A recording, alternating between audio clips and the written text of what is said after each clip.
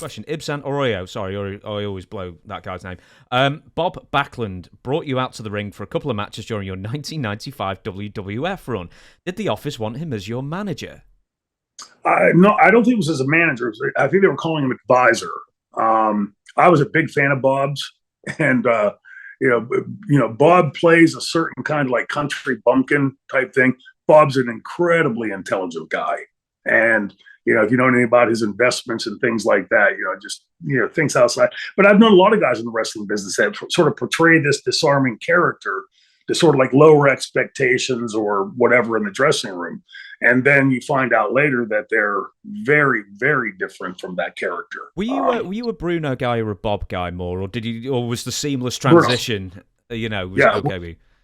When Bob was champion, he was the guy that I wanted to get beat. And that was largely because I was at that phase, 15, 16-year-old, where I liked the heels. But I've gone back, and let's face it, Bob was, like they say about Lance Storm, incredible in-ring performer. They say the too vanilla, right? Like there's not enough panache in a business that's built on Elon and panache. He, as a performer, like as that babyface performer champion, he seemed just very, very dry to me. When he became the heel character later, there was something interesting there. And I don't know if it's because my affinity for Bob, but he would always walk around in the back. He had this little dictionary thing where you hit it and put a word up, and he'd go, Shane, what does this word mean? And I'd give him, and like, he always played like he was amazed that I knew that. Like, yeah, Bob, you don't know what that word means. But he, a very bright guy. As a kid, though, growing up, like in Pittsburgh especially, Bruno Sammartino was like part of the fabric, if that makes sense. The hockey team, the Penguins, hadn't yet gotten good, so they were awful, in fact. Our baseball team through the late 70s had been pretty strong and good and won the series in 79.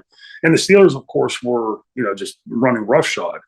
So the City of Champions thing got pulled up, and, that got tagged onto Pittsburgh. And Bruno, for all of us that grew up there, Bruno was part of that. There's a famous sandwich shop down in the Strip District called Primanti's that everybody in Pittsburgh goes to. And they have all these sports heroes painted on the walls like caricatures of sports heroes. Bruno's huge right inside the door when you walk in. I get down there once every couple of years or so, and I still to this day get, hey, franchise, and then some question about Bruno. It used to be when he was alive. How's Living Legend doing, right? He hadn't wrestled in 30, 40 years. He was just that big a part of the fabric in Pittsburgh, so I obviously gravitated to him. As I got older, though, and Bob was the champion.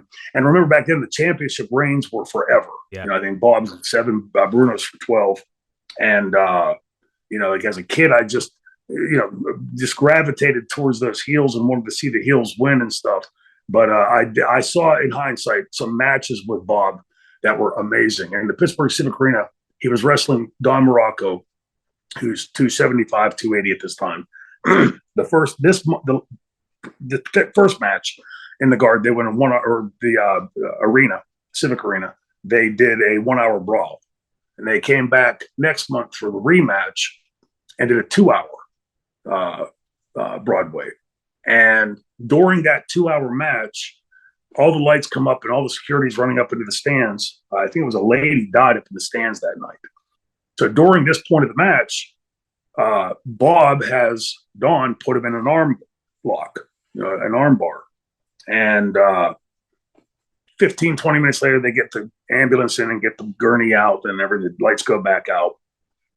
They start performing again, and Bob rolls over to his knees, gets up to his feet, and then he slowly picks 280-pound Don Morocco, completely dead weight, no way to help. His arms and legs are locked into this hold, and picks him up on his shoulder.